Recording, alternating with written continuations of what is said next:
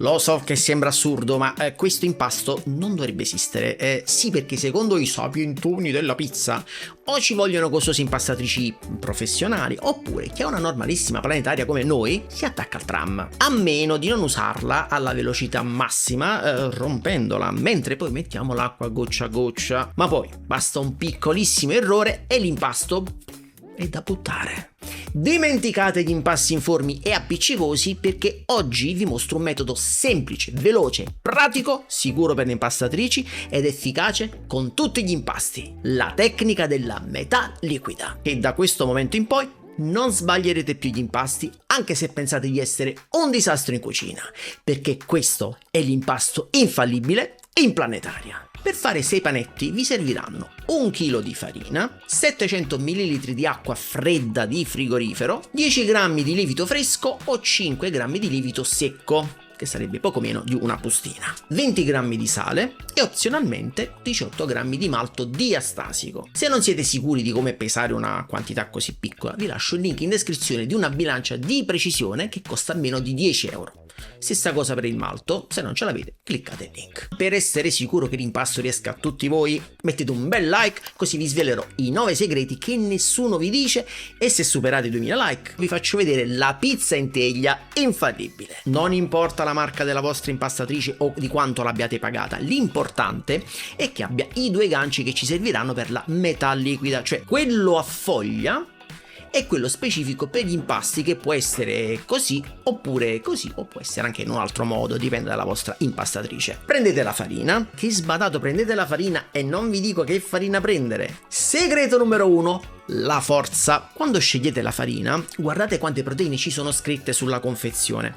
Queste proteine, quando impastate, formano il glutine, che è come una specie di colla che tiene insieme l'impasto.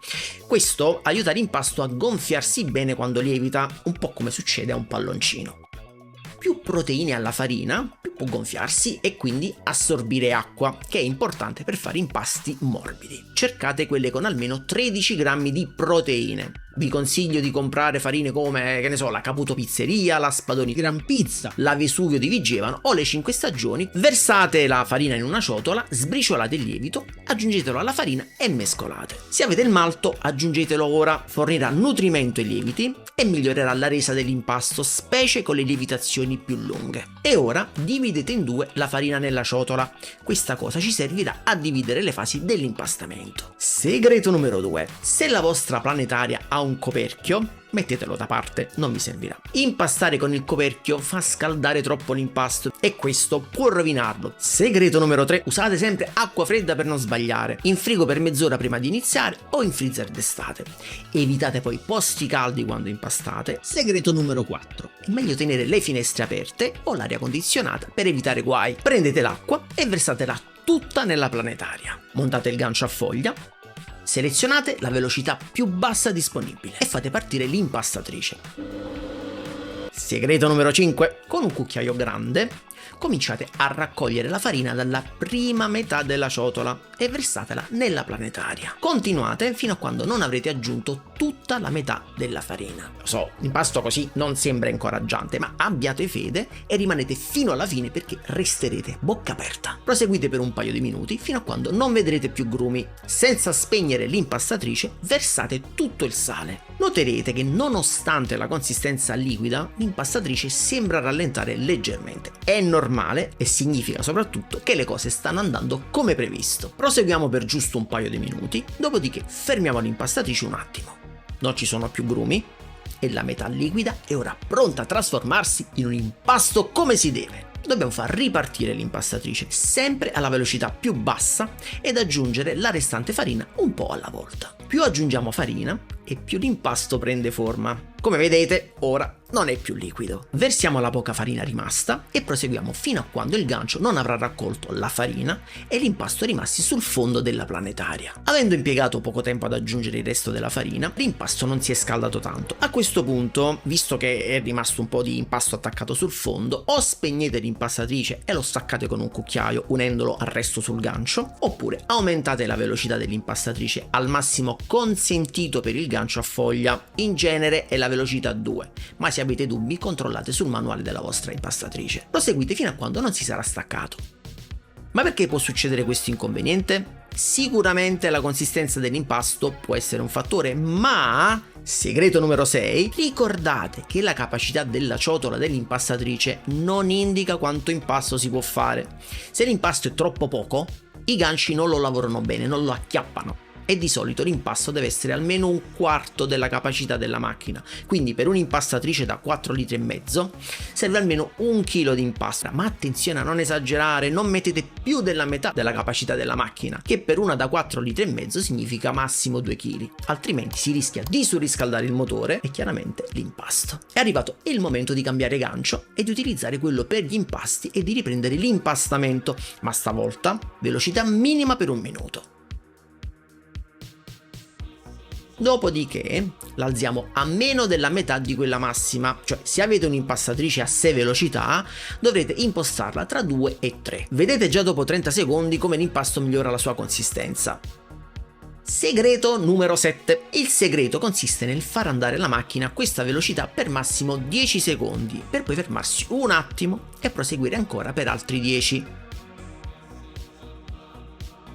Questo serve a staccare l'impasto dal fondo un po' alla volta per poi farlo rilassare.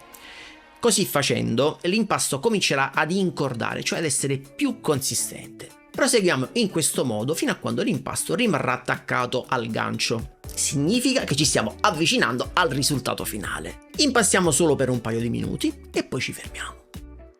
Come vedete la temperatura si è alzata soltanto di 1 grado rispetto a prima, siamo ancora ben sotto i 22 gradi centigradi. Stacchiamo l'impasto dal gancio, copriamo la ciotola con il suo coperchio o con un panno e lo lasciamo riposare per 20 minuti fuori dal frigo.